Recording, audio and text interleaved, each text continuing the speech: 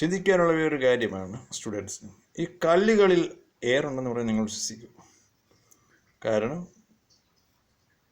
എല്ലാ കല്ലുകളിലും ഇല്ല എങ്കിൽ ചില കല്ലുകളിലും ചില പർവ്വതങ്ങളിലും അകത്ത് എയർ ഉണ്ടാവും.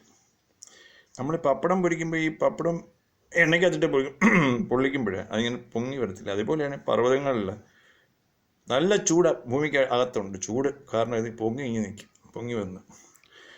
അപ്പോൾ ഈ കുറേ കല്ലുകൾ ആ മൗണ്ടനിൽ നിന്നൊക്കെ ഉള്ള പർവ്വതങ്ങളിലൊക്കെ ഉള്ള കല്ലുകളിൽ ചിലപ്പോൾ എയറിൻ്റെ അംശം ഉണ്ടാവും. അകത്ത് എയർ, ആ എയറോടുകൂടി ഉള്ള കല്ലുകൾ. അപ്പം അങ്ങനെയുള്ള കല്ലുകൾ കടലിലോ വെള്ളത്തിലോ ഇട്ടാൽ പൊങ്ങിക്കിടക്കും.